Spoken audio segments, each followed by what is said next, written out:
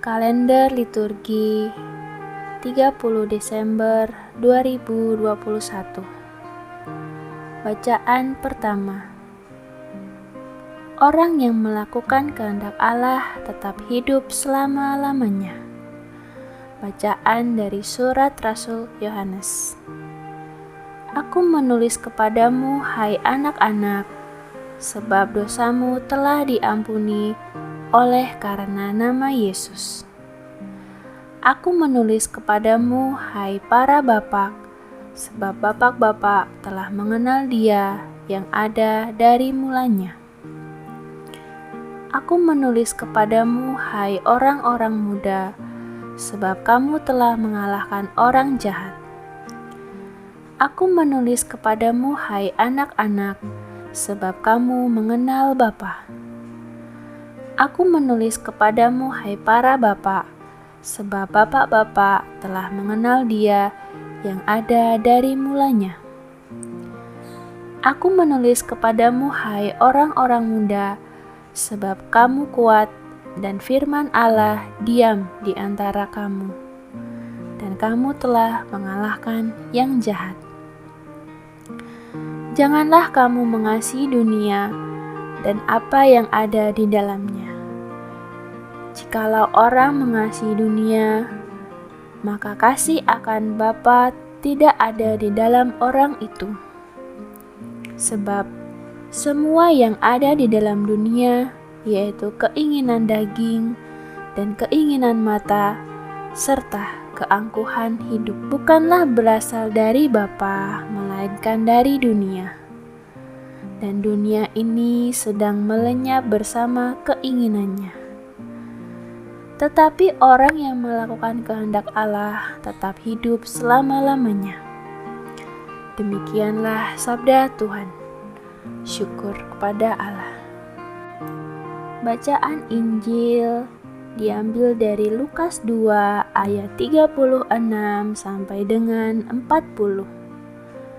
Hana berbicara tentang kanak-kanak Yesus. Inilah Injil suci menurut Lukas. Ketika kanak-kanak Yesus dipersembahkan di bait Allah, ada di Yerusalem seorang nabi perempuan, yaitu Fanuel dari suku Aser. Namanya Hana. Ia sudah sangat lanjut umurnya. Sesudah menikah, ia pun hidup 7 tahun bersama suaminya. Dan sekarang ia sudah janda, berumur 84 tahun. Ia tidak pernah meninggalkan bait Allah, dan siang malam beribadah dengan berpuasa dan berdoa.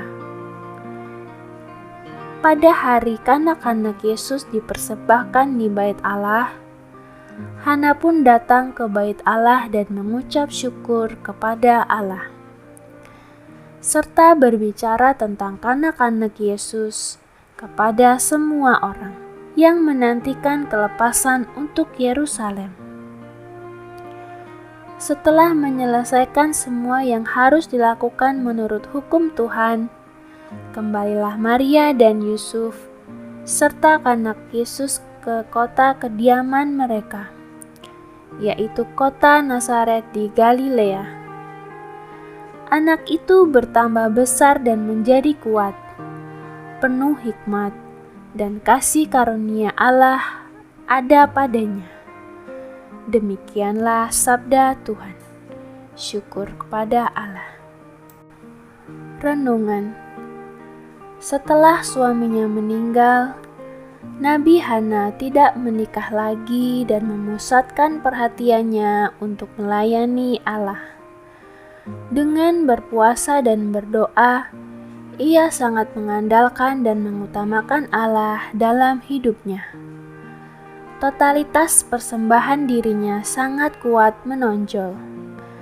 Artinya, dia meninggalkan keinginan daging dan keinginan mata serta keangkuhan hidup, dan melakukan kehendak Allah. Totalitas persembahan diri membuat Nabi Hana bisa mengenali Sang Mesias dalam kanak-kanak Yesus dan memberitahukan tentang kanak-kanak Yesus kepada semua orang yang menantikan kelepasan Yerusalem. Kita yang sudah beriman pada Yesus sebaiknya bertanya, apakah saya sudah total mengandalkan dan mengutamakan Allah? Sebab seringkali kita mencari rasa aman dan tidak berani bertindak konsekuen dalam beriman. Totalitas iman tidak selalu berarti harus meninggalkan dunia dan masuk ke dalam biara. Totalitas iman juga tidak berarti bahwa kita harus meninggalkan pekerjaan kita dan hanya tinggal di seputar altar atau gereja. Totalitas iman adalah sikap batiniah dengan penuh memilih Allah dan menolak kekuasaan yang lain, menolak kompromi dengan keinginan daging dan keinginan inderawi serta keangkuhan hidup. Kesibukan pekerjaan seringkali menjadi alasan kita untuk tidak mempersembahkan diri dengan total kepada Allah. Ya Allah, curahkanlah rahmat-Mu ke dalam hati kami, agar kami mampu menolak tawaran menggiurkan yang menjauhkan kami dari-Mu.